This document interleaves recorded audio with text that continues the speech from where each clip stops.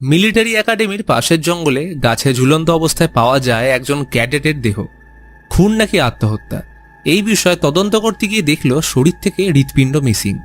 এরপর একে একে পাওয়া যেতে শুরু করলো পশুদের হৃৎপিণ্ডহীন দেহ। ফলে রহস্যের সমাধান করতে ডাকা হলো এক ডিটেকটিভকে। এখন প্রশ্ন হলো, এটা ব্ল্যাক ম্যাজিক নাকি অন্য কিছু? এইরকমই ভরপুর সাসপেন্স আর হাই লেভেলের টুইস্টে ভরা গল্প নিয়ে আছে 1830 সাল হাডসন ভ্যালির এক রহস্যময় রাতে আমেরিকান মিলিটারি একাডেমির ক্যাডেট লেরয় ফ্রাইয়ের দেহ জঙ্গলে গাছের সাথে ঝুলন্ত অবস্থায় উদ্ধার হয়।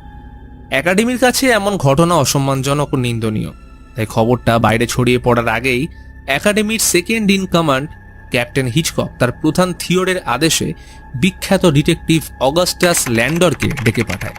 অগাস্টাস তার জীবনকালে বহু কঠিন রহস্য উদ্ঘাটন করলেও তার ব্যক্তিগত জীবন খুব একটা সুখকর নয়। 3 বছর আগে তার স্ত্রী দেহ রেখেছেন এবং একমাত্র মেয়ে ম্যাটি কিছুদিন আগেই বাড়ি ছেড়ে পালিয়েছে। থিওর জানায় ফ্রাইয়ের আত্মহত্যার কারণ জানার জন্য অগাস্টাসকে ডাকা হয়নি, কারণ ক্যাডারদের পার্সোনাল লাইফে তারা হস্তক্ষেপ করে না। বরং চিন্তার বিষয় হলো ময়নাতদন্তে দেখা গেছে ফ্রাইয়ের হার্ট শরীর থেকে মিসিং, আর এই জন্যই অগাস্টাসকে ডাকা। সাধারণত এমন কাজ সিরিয়াল কিলাররাই করে থাকে, তাই একাডেমিতে ভয় ছড়ানোর আগে এই খুনিকে আটকাতে হবে। অগাস্টাস এই প্রস্তাবে রাজি হলে ডাক্তার কাম মর্টিশিয়ান মার্কুইসের সাথে দেখা করে। তার মতে কোনো সাধারণ খুনির কাজ এটা নয়, কারণ বুক চিরে হৃদয়কে অক্ষত অবস্থায় বের করা অতটা সহজ না, আর এত জ্ঞান একটা খুনির পক্ষে রাখা কখনোই সম্ভব নয়। অগাস্টাস এরপর ঘটনাস্থলে যায়। কাল রাতে এর পাশের ব্যারাকে মিস্টার হ্যান্টন ডিউটিরত ছিল। রাতে কিছু আওয়াজ শুনে বন্য পশু ভেবে এদিকে আসলে সেই প্রথম বডি দেখতে পায়। তবে ওর মতে ফ্রাইয়ের পা মাটি স্পর্শ করা অবস্থায় ছিল, তাহলে শ্বাসরোধ হলো কি করে? অগাস্টাস এই কথায় সন্দেহ হলে পুনরায় ফ্রাইয়ের বডি চেক করলে ওর মাথার ঠিক পিছনের দিকে 3 ইঞ্চি গভীর আঘাতের সাথে ডান হাতের মুষ্টিবন্ধন থেকে একটা ছেঁড়া কাগজের টুকরো উদ্ধার হলে পরিষ্কার হয়ে যায় যে ফ্রাই খুন হয়েছে। এই ঘটনার সূত্র ধরে তদন্ত শুরু করার আগেই ক্যাপ্টেন হিচকক অগাস্টাসকে কিছু নিয়ম ফলো করতে বলে। যেমন তদন্ত চলাকালীন কোনো খবর বাইরে বা একাডেমির ভিতর ক্যাপ্টেন হিচকক ও থিওর ছাড়া কাউকেই বলা যাবে না। সে এই প্রস্তাবে রাজি হয়ে অগাস্টাস একান্তে ঘটনাস্থলে আসলে একাডেমির ক্যাডেট এডগার অ্যালেন পো এসে জানায় অগাস্টাস যাকে খুঁজছে সে একজন কবি। অগাস্টাস এরপর ক্যাডেট ককরেনকে জিজ্ঞেস করলে জানতে পারে সেদিন রাতে বডি যখন হসপিটালে আনা হয় তখন ডিউটিরত অবস্থায় একজন অফিসার এসে তাকে ছুটি দিয়ে যায়। ককরেন ঘন অন্ধকারে লণ্ঠনের আলোয় অফিসারের মুখ দেখতে না পেলেও তার ড্রেসের বাম দিকের কাঁধে লাগানো নেমপ্লেটটা মিসিং ছিল। তবে শীতের রাতে এমন প্রস্তাব পেয়ে অ্যালেন আর কথা বাড়ায়নি। অগাস্টাসের মদ্যপানের খারাপ স্বভাব রয়েছে, তাই মাঝের মধ্যে পার্শ্ববর্তী সুরাখানায় তার যাওয়া আসা লেগেই থাকে। এইখানে প্যাটসি নামের মহিলার সাথে অগাস্টাসের বেশ ভালো সম্পর্ক। যাবতীয় মনের কথা প্যাটসিকে শেয়ার করে। এই সুরাখানায় অগাস্টাস অ্যালেনকে দেখে চমকে যায়। সে কয়েক ঘন্টা ধরে নাকি ওর জন্যই অপেক্ষা করছিল। অ্যালেন নিজের পরিচয় দিয়ে বলে সে একা থাকতেই পছন্দ করে, তবে কবিতা ও গল্পের বইয়ের পোকা, তাই বেশিরভাগ কথা সে ছন্দ মিলিয়ে বলতেই পছন্দ করে। তার থেকে জানতে পারে যে হ্যান্টন একাডেমিতে ফ্রাইয়ের মৃত্যুর খবর আগুনের মতো ছড়িয়ে দিয়েছে, তাই সবাই ভীতিকর অবস্থায় রয়েছে। অ্যালেন তাকে ক্যাডেট লব্রোকে জিজ্ঞাসাবাদ করার প্রস্তাব দেয়, কারণ সে আগে ফ্রাইয়ের রুমমেট হলেও পরবর্তীকালে ঝগড়ার কারণে ওদের মধ্যে শত্রুতা হয়ে যায়। অগাস্টাস পরের দিন লব্রোকে জিজ্ঞাসাবাদ করলে জানতে পারে বিগত সময়ে ফ্রাইয়ের একটা খারাপ গ্রুপের সাথে বন্ধুত্ব হওয়ার কারণে ওদের মধ্যে বিচার ধারণা পাল্টে যায়। হতে পারে এই গ্রুপ কোনো ক্যাডেট বা একাডেমির বাইরের কেউ। তখনই খবর এলো যে কোল্ড স্প্রিং এর এলাকায় একটা গরু আর ভেড়ার ছিন্ন বিচ্ছিন্ন বডি পাওয়া গেছে, যার থেকে হৃদয়টা মিসিং। এই ঘটনার পর অগাস্টাসের সন্দেহ খানিকটা একাডেমির উপরেও আসে। তাই ঘটনার জটিলতা দেখে একাডেমির ভিতরকার বিষয় জানার জন্য অগাস্টাস অ্যালেনকে তার গুপ্ত সহকারী হওয়ার অফার করলে সে রাজি হয়ে যায়। অ্যালেন যেহেতু বই পোকা, তাই ফ্রাইয়ের হাত থেকে পাওয়া কাগজের টুকরোটা ওকে দেয়, এতে কি লেখা আছে সেটার ধারণা পাওয়ার জন্য। এই নিয়ে সমীক্ষার পর রাতে অ্যালেন অগাস্টাসের বাড়ি এসে জানায় ওই কাগজের টুকরোই তাকে দেখা করার প্রস্তাব লেখা ছিল, যেটা হতে পারে মারার ফাঁদ। অ্যালেন ওই কাগজের লেখার সাথে সামঞ্জস্যপূর্ণ অর্থের সাদৃশ্য রেখে পুরো লেখাটা আনুমানিকভাবে কমপ্লিট করলে দাঁড়ায়, I will be at the cove by the landing, meet me there, don't be late, come see me. তবে বিষয় হলো, ল্যান্ডিংয়ে দেখা করতে কোনো ক্যাডেট নিশ্চয়ই ডাকবে না, যদি না সে ব্যক্তি কোনো মহিলা হয়। কথাটা শুনতেই অ্যালেন বলে, ফ্রাইয়ের মৃত্যুর সকালে এক অজানা সুন্দরী মহিলাকে ক্রন্দনরত অবস্থায় সে লক্ষ্য করেছিল, যাকে সে এর আগে কোনোদিনও দেখেনি। এর একদিন পর অগাস্টাস গোপন চিরকুট লিখে অ্যালেনকে আইস হাউসে দেখা করতে বলে, কারণ সেদিন ওই গরু ভেড়ার বডিগুলো এইখানেই পাওয়া গেছিল। অগাস্টাস সেখানে গুপ্ত বেসমেন্টে কালো জাদুর রিচুয়ালসে ব্যবহৃত কিছু জিনিস পেলে অনুমান করে হয়তো এখানেই ফ্রাইয়ের হৃদয় আনা হয়েছিল।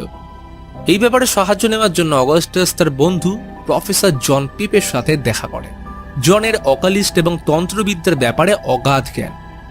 অগাস্টাস তাকে আইস হাউস থেকে পাওয়া তন্ত্রবিদ্যার জিনিসগুলো দেখালে জন হেনরি লে ক্লার্ক নামের এক উইচ হান্টারের কথা বলে, যে 700রও বেশি ডাইনি শিকার করে ডিসকোর্স ডু ডিয়াবলে নামে দুটো দুর্লভ বই লিখেছিল।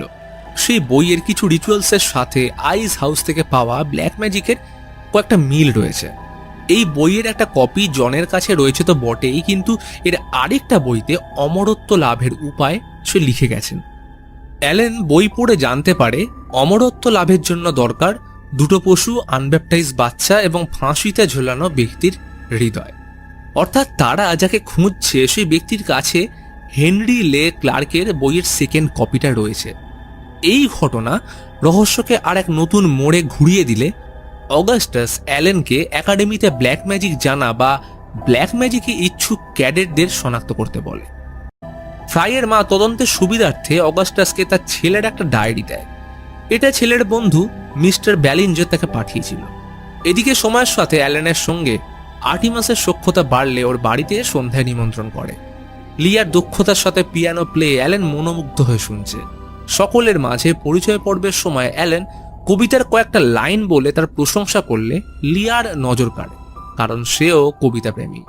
তখন অ্যালেন সুযোগের সদ্ব্যবহার করে তাকে শনিবার দেখা করার প্রস্তাব দিয়ে চলে যায়। লিয়া অনেক দিন পর মনের মতো কাউকে পেয়েছিল, তাই প্রথম সাক্ষাতে প্রেমের প্রস্তাব দেওয়ার জন্য এলেও আচমকা অসুস্থ হয়ে পড়লে মৃগী রুগীর মতো ছটফট করতে শুরু করে। তবে পরক্ষণে সম্বিত ফিরতেই নিজেকে সামলে নেয়। তবে সেদিন রাতে আচমকা অ্যালেনের উপর হামলা হয়, কিন্তু সঠিক সময় অগাস্টাস এসে প্রাণ বাঁচিয়ে নিলে দেখে সে ব্যালিঞ্জার। সে লিয়াকে ভালোবাসে, তাই ওর সাথে অ্যালেনকে ঘনিষ্ঠ হতে দেখে তার বদলা স্বরূপ এই হামলা। এই রাতের ঘটনার পর অগাস্টাসের উপর বাপ মাহারা অ্যালেনের এক অদ্ভুত সম্মান তৈরি হয়। আবেগের বশে তাই বলেই ফেলে, অগাস্টাস, তোমার জন্য আমি কোনোদিন একটা সুন্দর কবিতা লিখব, যা সময় চক্রে ইতিহাসে তোমার নামের গৌরব বহন করবে। ইতিমধ্যে পরের দিন খবর এলো যে ব্যালিঞ্জার নিখোঁজ। একাডেমি গোটা এলাকা জুড়ে তল্লাশি চালালে পাহাড় থেকে ওর ঝুলন্ত বডি উদ্ধার হয়। তার শরীর কেউ যেন কুপিয়েছে। ময়না তদন্তের খবর এলো যে ব্যালিঞ্জারের হৃৎপিণ্ড শরীর থেকে উধাও। কিন্তু এইবারের কাটা অংশ দেখে মনে হচ্ছে এটা অন্য কারোর কাজ, কারণ এর আগে প্রতিটা দেহ থেকে খুব নিপুণ হাতে হৃদয় বের করা হয়েছিল, যেটা এইবারের থেকে ভিন্ন। শুধু তাই নয়, ব্যালিঞ্জারের যৌনাঙ্গ নৃশংসভাবে কেটে ফেলা হয়েছে। থিওর এই ঘটনার পর অগাস্টাসের প্রতি রেগে যায়, কারণ 1 মাস পরেও তারা খুনির ব্যাপারে সেই অতল সমুদ্রেই রয়েছে। এই ব্যাপারটা নিয়ে বচসা হলে হিচকক অ্যালেনকে সন্দেহ করলে অগাস্টাস জানতে পারে ফ্রাইয়ের মৃত্যুর কয়েক মাস আগে অ্যালেনের সাথে ওর ঝগড়া হয়েছিল, যেটা অ্যালেন অগাস্টাসের কাছে লুকিয়েছে। তাকে এই বিষয় নিয়ে কনফ্রন্ট করলে কথাটা লুকোনোর বিষয়টা স্বীকার করলেও সাথে এটাও বলে সে খুনের সাথে জড়িত নয়। অ্যালেনের কথা বিশ্বাস হলে লিয়ার যে শরীর খারাপ সেটা লক্ষ্য করেছিল, তাই মার্কুইসকে তার মেয়ের ব্যাপারে জিজ্ঞেস করলে স্বীকার করে যে তার মেয়ে ছোট থেকে অসুস্থ। বহু বছরের চেষ্টার পরেও এই রোগ ধরা পড়েনি, তাই কেউ ওকে বিয়েও করতে চায় না। এদিকে অ্যালেনের সাথে লিয়ার পিয়ানো প্লে করার সময় অগাস্টাস লুকিয়ে মার্কুইসের ঘর তল্লাশি করলে নজর কাড়ে দেওয়ালে লাগানো মার্কুইসের পূর্বপুরুষের এক বিশাল ছবি, একটা অদ্ভুত বই, আর সাথে পুরনো অফিসারদের জ্যাকেট, যেটায় কোনো নাম লেখা ছিল না। এটা দেখি অগাস্টাসের মনে পড়ে ক্যাডেট ককরেনের কথা, যে বলেছিল ফ্রাইয়ের মৃতদেহ যেদিন আনা হয় ওই রাতে অফিসারের ড্রেস পরে একজন এসেছিল, অন্ধকারে যার মুখ দেখা যাচ্ছিল না। ইতিমধ্যে জুলিয়া এসে পড়লে অগাস্টাসকে না চাইতেও তল্লাশি থামাতে হয়। অগাস্টাস ড্রেসটা মার্কুইসকে দেখে জিজ্ঞেস করলে জানতে পারে এটা মার্কুইসের মৃত ভাইয়ের রেখে যাওয়া শেষ স্মৃতি। তখনই আরো একটা দুঃসংবাদ নিয়ে আগমন ঘটে হিচককের। ক্যাডেট স্টুয়ার্টকে পাওয়া যাচ্ছে না। স্টুয়ার্টের রুমে তার কোনো জামা কাপড় নেই। ফ্রাইয়ের ডায়েরি মতে স্টুয়ার্ট আর ব্যালিঞ্জার ফ্রাইয়ের বন্ধু ছিল, তাই পরে টার্গেট যদি স্টুয়ার্ট হয় এই ভয়ে সে পালিয়ে গেছে। ফলে থিওরের সব সন্দেহ গিয়ে পড়ে আর্টিমাসের উপর। ওই সন্ধ্যায় অগাস্টাস পেপের সাথে দেখা করে উইচ হান্টার হেনরির লেখা ডিসকোর্স ডু ডিয়াবলের ব্যাপারে আরো জানলে অবাক হয় যে হেনরি আসলে একজন পাদ্রী ছিলেন, যে শুরুতে উইচ হান্ট করলেও পরবর্তীকালে নিজেই শয়তানের পূজারী হয়ে গেছিল, যার কারণে চার্চের লোকেরা তাকে জ্বালিয়েই মেরে ফেলে। তখনই পেপে হেনরির ছবি দেখাতে অগাস্টাস ভীষণ রকম চমকে ওঠে। এরপর আর সময় নষ্ট না করে সোজা এসে উপস্থিত হয় মার্কুইসের বাড়িতে। অগাস্টাস ওকে লিয়ার ব্যাপারে কনফ্রান্ট করে বলে যে আপনার মেয়ে লিয়া মারণ অসুখ থেকে বাঁচার জন্য সুদূর সময় ধরে ব্ল্যাক ম্যাজিকের সাহায্য নিয়ে আসছে, যেটা একসময় আপনার পূর্বপুরুষ উইচ হান্টার হেনরি করেছিল, যার ছবি এই ঘরের দেওয়ালে লাগানো।